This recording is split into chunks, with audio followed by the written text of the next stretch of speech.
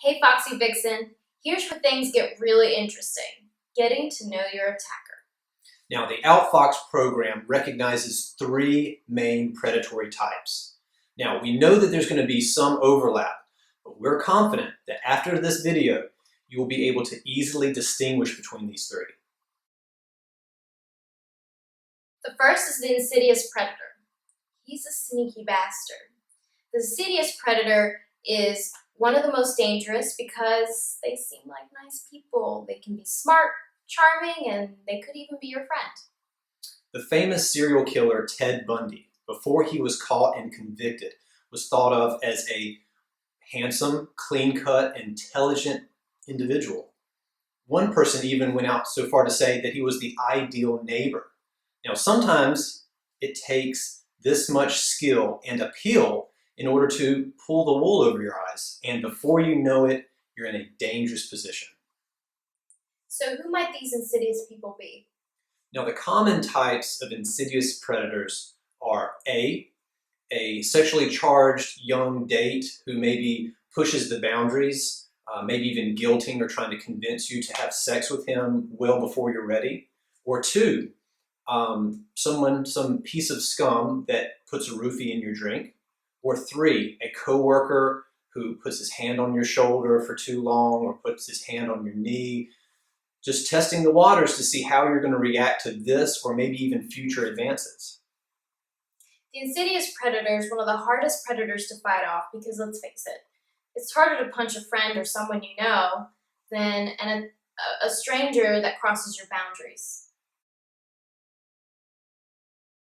The next predator type is the social predator. Now, a mentor of mine, Tony Blauer, once said, if they can talk, they can be persuaded to walk. Now, the social predator may be aggressive, agitated, yelling threats or insults, etc. But if you're able to effectively communicate, you may be able to talk him down. By having your hands in an open, non-threatening, calming manner, you may open the window and appeal to some of his sensitivities. Now, pleading is another tactic, and it comes very natural to some people. You could say, please don't hurt me, I have kids. Or if someone's trying to rob you, you might say, here's my purse, just take it. Because someone who's trying to rob you, get your money, get your valuables, is not really, he's not really likely to add abduction, kidnapping, and murder to his list of crimes. The last predatory type is the asocial predator. Now, film and television have really popularized this villain. Okay, it's someone diabolical looking to kill or maim anyone that they come across in order to feed their psychopathic tendencies. Now, an asocial predator, if they are successful, they cannot be swayed with words. Jason Voorhees, for example, the hockey-masked boogeyman from Friday the 13th films, even though he's fictional, he's a good example of an asocial predator.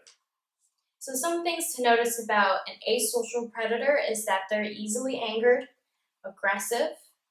They can be very emotionally disturbed, so even in the face of violence, as my husband mentioned earlier, they cannot be swayed. And lastly, they will keep going after you unless stopped. So we have to stop them. Yes. So one of the things we can do to be less prey-like and more of a strong opponent is to really think about your boundaries and where you draw the line. Absolutely. So Marty McFly from Back to the Future, he drew the line at being called chicken. But for us wise vixen, we need to know where we personally draw the line, and better yet, when to take action. We also need to be social scientists. We need to observe, we need to practice, and we need to know how we can communicate in order to get positive results. Learn how to carry yourself. Motivational speaker Tony Robbins had this wonderful confidence building exercise that he would do with his clients. He would ask them to imagine that they had a superhero cape on. How would you walk with a superhero cape on. You'd walk tall and confidently. You would not let the cape drag across the ground. And when you turn, you would turn with style. Okay? So when you do walk, walk with style. Walk with purpose. Walk with courage. Now, remember Ted Bundy, the aforementioned serial killer. He was once quoted, and I'm paraphrasing, he said that I could tell a victim by the way they walked down the street, the tilt of her head and the manner at which she carried herself. So just to recap on how to dissuade a predator, the first is to learn how to take charge. The second is to learn how to communicate effectively. And the third is to learn how to carry yourself. So guys, please like our video and subscribe to our channel and share this video. That's very important.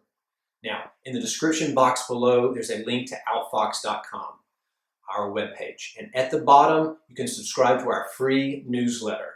And exclusively for our newsletter peeps, we have a free ebook that's going to describe everything that we've presented in the last couple of videos, plus some additional goodies.